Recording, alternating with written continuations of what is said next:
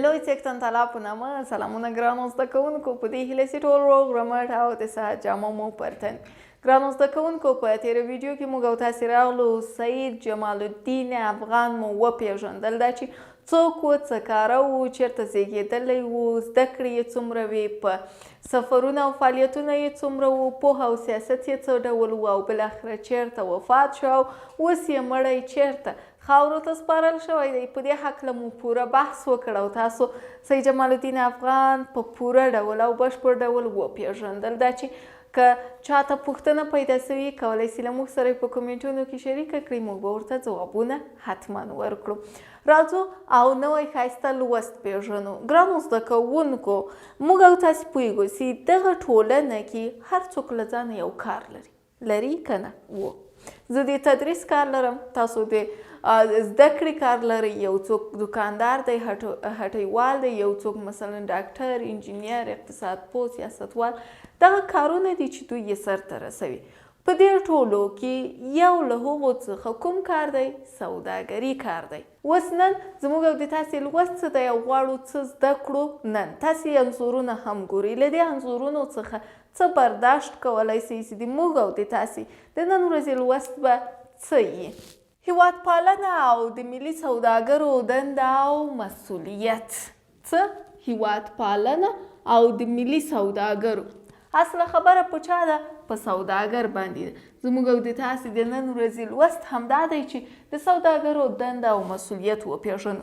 موږ او تاسې وویل چې دغه ټولنه چې وده او پرمختګ کوي، د ټولنې د ودې او پرمختګ راز د فردي توپیرونو څخه لاسته راځي او په فردي توپیرونو کې نغښتی دی. څوک د یوې دندې وړتیا لري، څوک د بلې دندې او په بل ډګر کې وړتیا لري. ټولنه چې د سوکالۍ لوړو پوړو ته رسوي همدا څه ده؟ کار کول دي، د انسانانو کار کول دي. هر کار چې ده په خپل ځای کې، په خپل وخت کې د پام وړ ارزښت او اهمیت لري.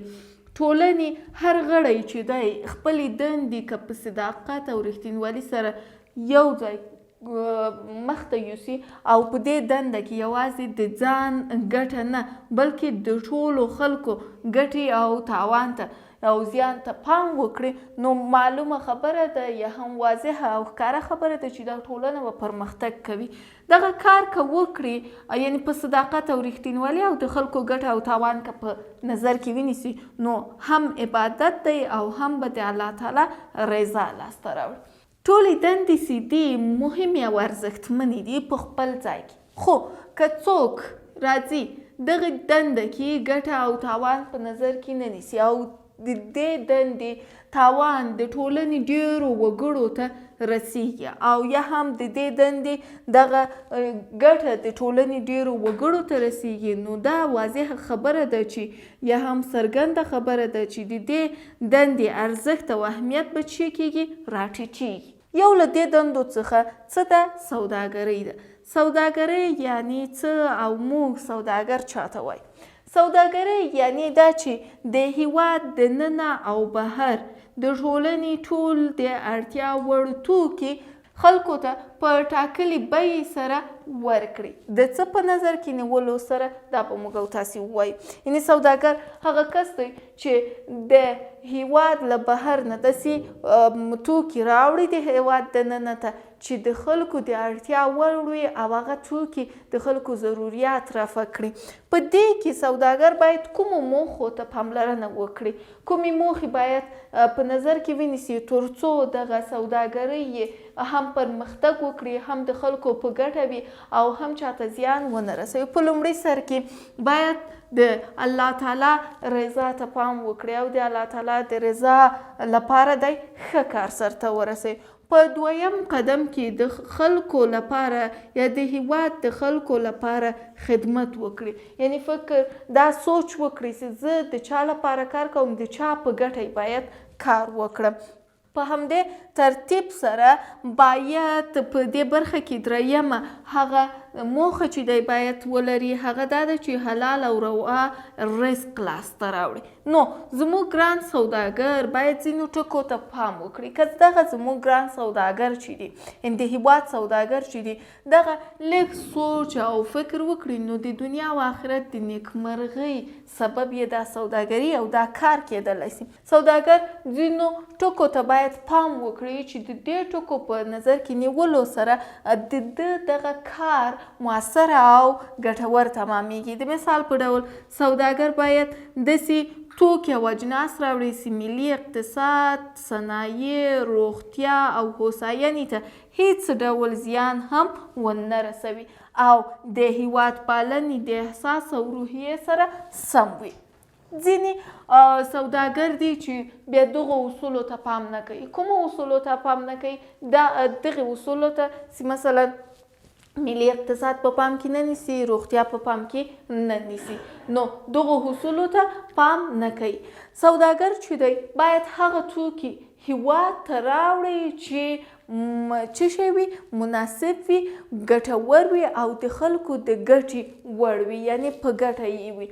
داسې ځینې سوداګر هم لرو چې په خوراکي موادو کې احتکار کوي. احتکار یعنی څه؟ یعنی دغه مال راوړي ساتي یې، یو چیرته یې ساتي، ګدامو کې یې ساتي. کله چې وضع راتلونکي کې مثلا قیمتونه بیې جګیږي نو دغه سوداګر خپل مال راوباسي او هغه په ډېره ارزانه بیه چې اخیستي هغه په څو چنده باندې خرڅوي، یعنی په لوړ قیمت یې خرڅوي. چې دې ته احتکار وایي. چې دا د اسلام له نظره هم چې ده ناوړه او ناسم کار دی. نو دا کار باید زموږ سوداګر ونه کړي.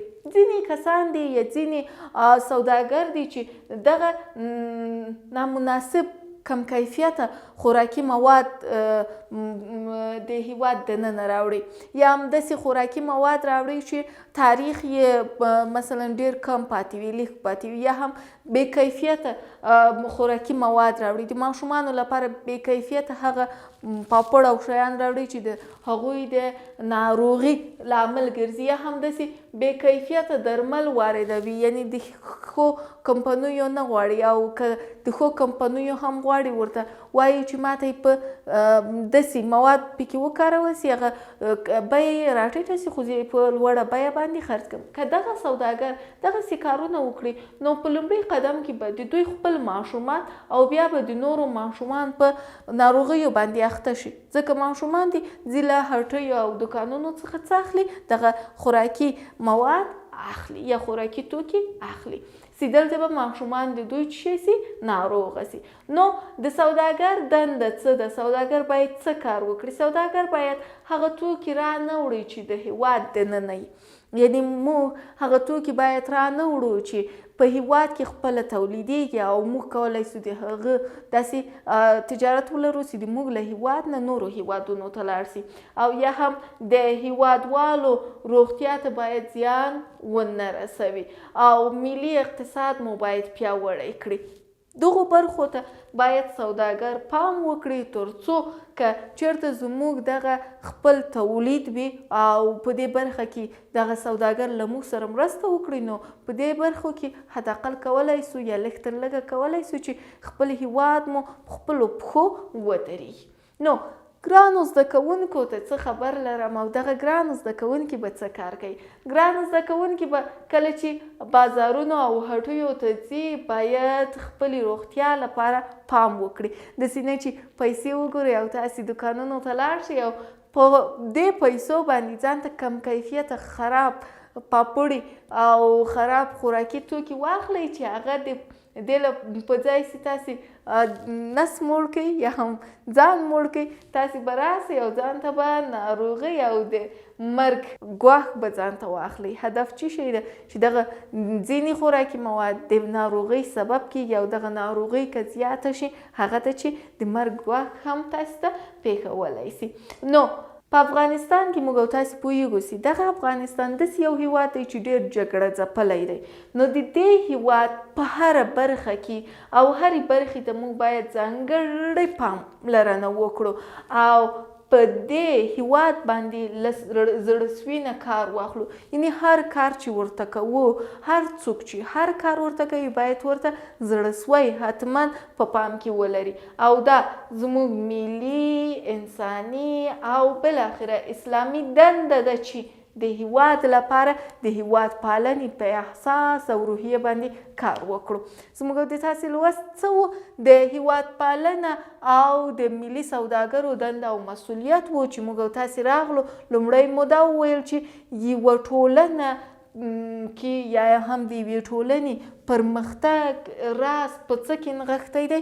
بیا راغلو په دې مو خبرې وکړې چې دغه ټولنه په څه سره کولی سي چې لوړو پوړو ته ورسیږي او کومې برخې دي چې باید په هلته پکې کار وسي. دغه ملي سوداګر چې دی دا یو له هغو کارونو څخه دی چې په ټولنه کې ډېر ارزښت لري.